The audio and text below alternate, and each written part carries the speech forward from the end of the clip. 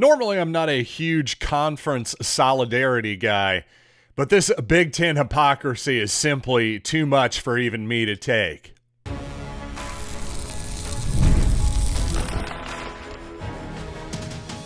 You are Locked On Mizzou, your daily podcast on the Missouri Tigers. Part of the Locked On Podcast Network, your team every day.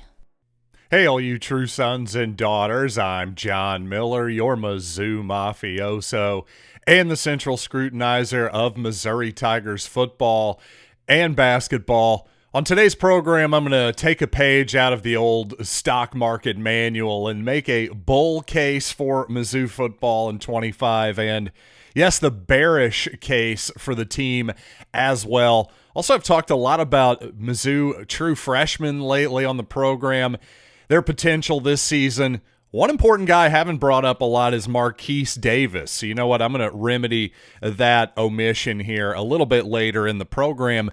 But you know what? I got to say I'm a little bit fired up this morning. I cannot believe that a bunch of Big Ten coaches that I really respect, especially Washington's Jedd, Fisch, Indiana's Curt, Cignetti, are going out there and frankly spreading a bunch of utter and complete nonsense about SEC scheduling.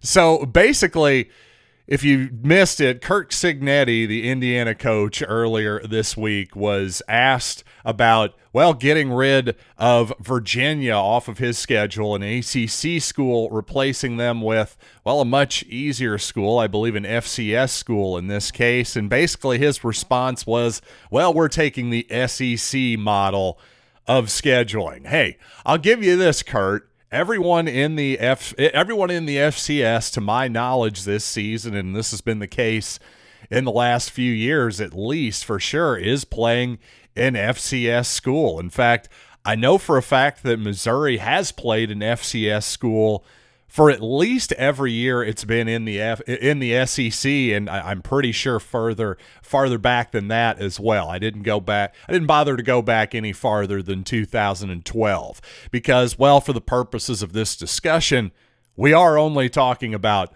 the Southeastern Conference. But in particular, there is an obsession, it seems, with September versus November. A lot of SEC teams, it comes up fairly frequently, especially some of your bigger named SEC squads like Alabama, end up playing an FCS team, in November. And it's seen by the Big Ten teams, this is a massive unfair advantage here that you essentially get, a half a bye week, some would call it, late in the season. Jedd Fisch from Washington, their head coach, says the NFL doesn't play the CFL in the middle of the season. Well, that's not exactly an honest comparison, is it? Because quite honestly, yes, the NFL doesn't play the CFL, but you know who also plays a lot of FCS teams? Yes, the Big Ten. We're really talking more about timing here than anything else. And even if it's supposedly this gigantic advantage to play an FCS team in November versus September, the majority of SEC teams don't even have it. Again, Missouri has not played an FCS team in November ever I keep messing up FCS and SEC. Excuse me. Since Missouri became an SEC school in 2012, all of its FCS opponents have come in September. That's 100% of them. Never not have they ever played an FCS team in November. Again, I'll confess to not looking at every single school in the Southeastern Conference in that time frame, but I did look at who's playing FCS teams in November this season. You've got Ole Miss playing the Citadel in November, Kentucky playing Tennessee Tech, Auburn against Mercer, LSU against Western Kentucky, the Texas A&M Aggies against Samford, and Alabama against Eastern Illinois. Now, I'll give you, that's not exactly a gauntlet of opponents there, but we're only talking about 6 of the 16 teams in the Southeastern Conference. And who are those teams playing earlier, you might ask? In other words, who are they playing in September or maybe even later in the season in some cases? Well, here's a pretty significant game for you. In week 1, again, Bama is one of those teams in November playing an FCS team. Well, the Crimson Tide are playing at Florida State week 1. I realize the Seminoles only won 2 games last year, but that is obviously an historic blue blood type of program that's won multiple national championships. So when that game was scheduled, I think everybody would have given 2 thumbs up in terms of scheduling. By the way, who knows? Maybe the Seminoles have a big bounce-back season this year.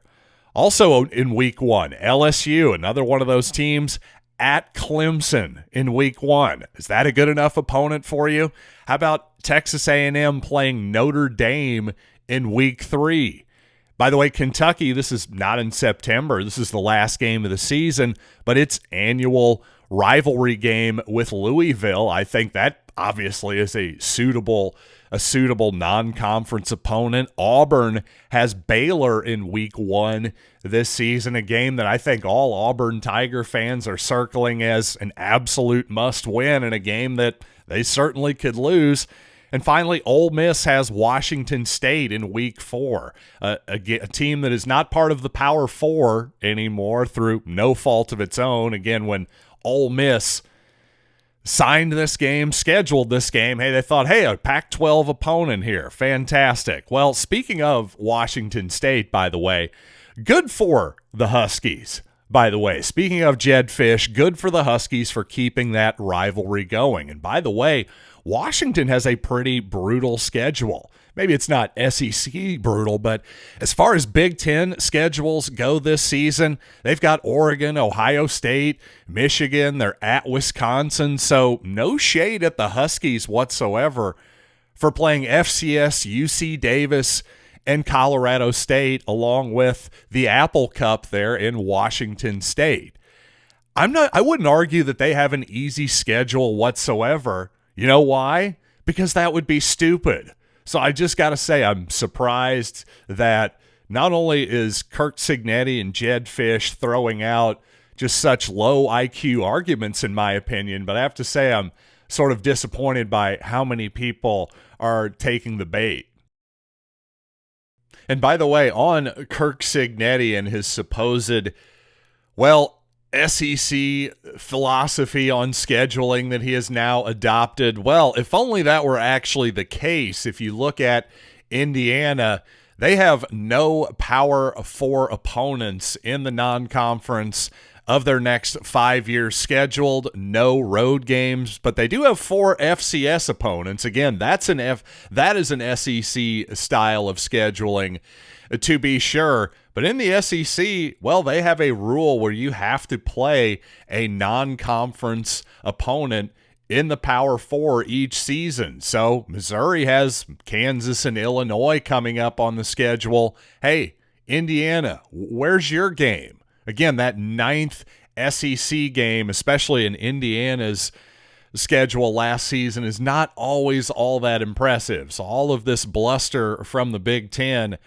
frankly, I'm as you can tell, I'm getting a little bit tired of it, and especially in a world where, hey, it was Illinois who decided, we'll play a couple fewer games against Missouri in the coming seasons. Don't get me wrong, I think especially in 2026, I think Missouri was fine with that. Missouri already had a game at Kansas, a game at Illinois. I kind of doubt that Missouri fought that hard to keep that game, but regardless, it was Illinois who wanted to get rid of it as well, at the very least. So maybe just pump the brakes on the bluster. That's kind of my main point here. But you know what? Going to have more on this conversation tonight on the SEC squad. Yes, I will be back with a very large group on the squad tonight. We had a lot of fun. I came out firing with both barrels against all of this kumbaya talk from the SEC. Frankly, I just couldn't take it at a certain point. So enjoy that tonight on that program. By the way, sorry for not getting to a show on Wednesday yesterday. I'll make it up for you here in the coming days. And coming up on the program, the bull case for Missouri. It's going to be an exciting one, but the bear case, probably going to scare you a little bit. The good news, the truth, and the reality will likely be somewhere in between. Obviously, hopefully closer to one or the other. But you know what? We'll get there in just a little bit. First, though, once I find the button, that is, yes, we're going to talk some betting because Missouri right now, by the way, a 7.5-point underdog in Norman, Oklahoma. I got to say, I think that's too high. I think that's way too high. To be honest with you, I would have guessed about 5.5. I think I did, in fact, guess 5.5, a Sooner favorite on the program, guessing the lines a few weeks ago, and I think that was pretty accurate when it came out, but now the Sooners up to 7.5. I just don't agree with that. I think there's some pretty good value there. Also, the Tigers holding steady as a 6.5-point favorite at home against Kansas in week 2. I don't see as much value there. I think that's a pretty fair line. But that Sooner line, to me, 7.5, that's too much. You're getting more than a full touchdown for the Tigers. That's a bet to me. I'll take it. But regardless of your opinions, you got to take action over at FanDuel. By the way, summer sports fully in swing. Of course, baseball, soccer, golf, the whole deal. If you're a new FanDuel customer, well, you can bet just $5 and get $150 in bonus bets if your first bet wins. Open the FanDuel app today or visit FanDuel.com to get started.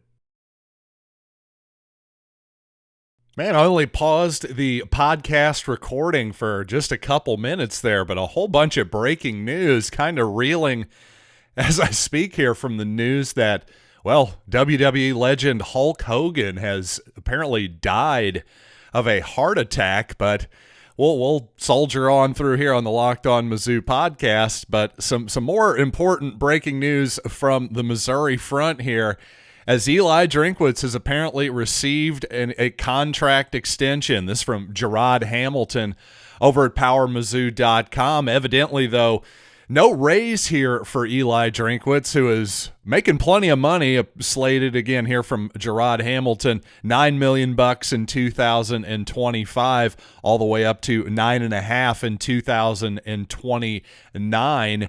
So no raise for Drinkwitz, but apparently a significant amount of money, the assistant pool, if you will, more money to spend on assistant coaches, the strength and conditioning staff, and what have you. So again, big news there. Just some more obvious support behind Eli Drinkwitz. I'm all for this, by the way, especially if it's not just, hey, Eli Drinkwitz is not going, hey, gimme more money for myself. If it's more money that he can invest into the program and making it more competitive, how can you not love that as a Missouri fan? So good on you, Eli Drinkwitz, quite honestly. I love this move, and good on the athletic department for making it happen. Again, this is breaking news here. Don't have a whole lot of details other than that quick story there from Gerard Hamilton, but there you go. So anyway, let's get to the bull-bear case for the Missouri Tigers this season. And this is something I truly do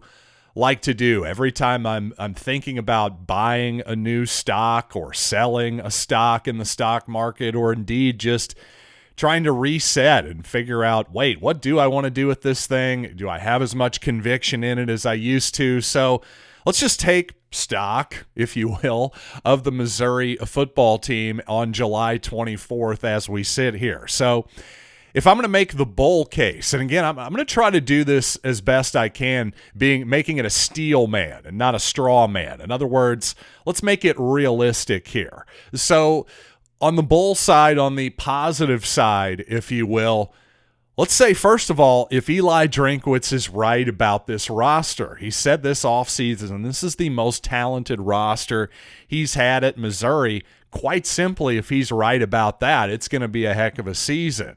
Also, obviously, if Bo Prabula is what I thought he was in the second half of that Wisconsin game, then obviously that is the bullish side of Missouri, which, by the way, again, over at FanDuel Sportsbook, 7.5 is the over-under. You're getting paid a decent chunk of coin to go over versus under as well. That's where the value is.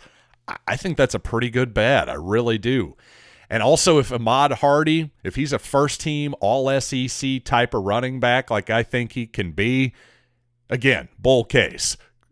Kevin Coleman, he fits in seamlessly. Josh Manning has a breakout. Speedy Johnson, not only a deep ball demon, but also more of a complete receiver. What if Brett Norfleet stays healthy all year and eats in the middle of the field in this passing game, and the offensive line is able to execute not only the outside zone in the running game, as it usually does the past few seasons anyway, but protects Perbula enough. The defensive line gets enough pressure that the relative questions, by the way, about the cornerback position don't even really matter all that much. What if that happens? I think there's a definite chance it could. Plus, speaking of those corners, what about Toriano Pride? Another year in the system. Norwood, a guy who's proven to be an SEC caliber corner, and Stephen Hall, the transfer as well. That could be a formidable trio. The safeties, including Dalen Carnell and Jalen Catalon, could be among the best in the SEC. The linebackers like Josiah Trotter making a bunch of tackles. Blake Craig could be the best version of himself that we saw last season. A big leg and potentially a clutch kicker like we saw in the Music City Bowl. And really the punting, if a lot of those scenarios come true, again, these are the best case scenarios here, people. The punting just needs to be fine, because it won't really matter all that much if we're playing really good defense and moving the chains as well. The return game, if Sean Terry can be a big-time weapon at punt returner, kickoffs, who really cares, honestly? Point after touchdowns are more interesting at this point. And even on the coaching side, you can say, hey, year 2 of Corey Batoon as an SEC coordinator.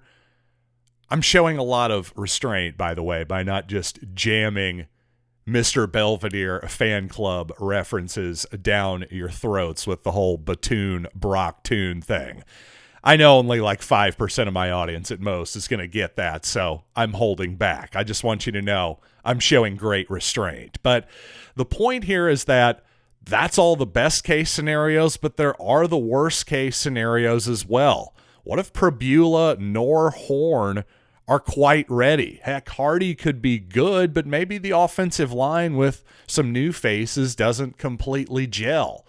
Injuries are always a concern. Heck, maybe Luther Burden III is missed a heck of a lot more than maybe what we're assuming right now. And maybe the pass rush is merely okay to good and not great, and Missouri's back end does get exposed a little bit in the passing game against some of the more elite quarterbacks in this conference. And maybe the Kirby Moore offense in year 3, maybe it's gotten a little stale, and maybe Corey Batoon isn't quite an SEC caliber defensive coordinator. Listen, ouch. I know, all of those things together, it hurt. But hold on. Again, I said that's the worst case scenario. The reality is, not all of the worst cases that I laid out, the bear side or the bullish side, none of those are likely to all happen at the same time. It's going to be somewhere in between. But I have to say, maybe it's just the optimistic side of me, but I'm buying more of the bear case than the bull case at the moment. So give me Mizzou plus 7.5, especially with that sweet, sweet juice. You know, I've talked recently a good bit about Donovan Alubade and Javion Hilson, a couple of true freshmen that I think could make an impact this season for the Tigers. Well, what about Marquise Davis? Let's talk about the new Missouri running back right after these quick words.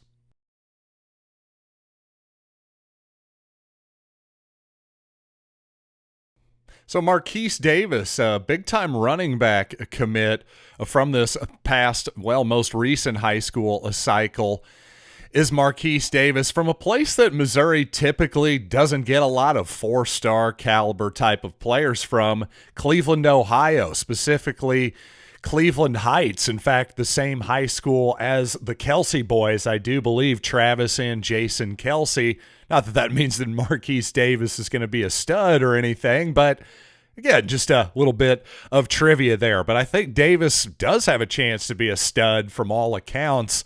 6 feet, by the way, 213 pounds already. He's a little bit bigger than your typical Eli Drinkwitz running back, but that's probably a good thing in this case. He's got plenty of pop, a track athlete, plenty of speed in those legs, does Marquise Davis have. So one thing I talked about earlier in the season, I think there's at least an outside chance that Ahmad Hardy is so good this season that he puts up Cody Schrader-like numbers. Well, if Marquise Davis is good enough early, or really any Missouri running back, Jamal Roberts, Tavoris Jones, whoever else it might be, but if Marquise Davis is truly talented enough to get on the field early and take some of that share, well, that's actually probably a good thing for Ahmad Hardy. Hopefully he'll be even better in the carries that he does get, more efficient. The whole team will just hopefully be more efficient, and Hardy will be healthy for what is going to no doubt be a grind of an SEC football season, one that Hardy, by the way, has not ever experienced before. That is something to certainly factor in. Not worried about his durability or anything, but again, you should be worried about every single person's durability on some level, if you understand what I'm trying to say here. So Marquise Davis, another true freshman that could absolutely make a big impact here. And, well, since we're talking about true freshmen, I brought up Sean Terry earlier in my discussion about the bowl case for Missouri. Here's a guy who is, again, another guy from the Ohio, Pennsylvania type of area. I believe Ironton, Ohio. Maybe it's Pennsylvania. Sorry, forgive me off the top of my head. I think it's Ohio, but I know it's that general border type of area. Regardless, Terry is just an explosive player. His high school film absolutely stands out. And I think even as a true freshman, he could potentially be a difference maker, especially as a punt returner, maybe as a kick returner too. But especially at punt returner, I think that's where you can make a difference in 2025. I've heard Kevin Coleman and Daniel Blood are other options at punt returner, a couple wide receivers, also Speedy Johnson as well. I think Missouri, obviously, as they should, values the hands. That's why you're seeing nothing but wide receivers competing for that spot. You want to secure the football. That's the number one goal of being a punt returner.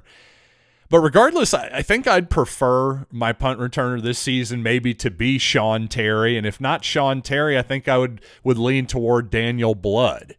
Not a first stringer, in other words. I'd rather just have Kevin Coleman in particular focus on the offensive side of the football. Same deal with Speedy Johnson, a guy who I think can be more than just a go ball guy. I think he showed in the Music City Bowl that he's got more in his bag. So again, just focus on that position and leave punt returner to one of those guys who's in the second string, like probably Daniel Blood and maybe Sean Terry, who may work their way into the rotation a decent bit. I'd bet on Blood will do it.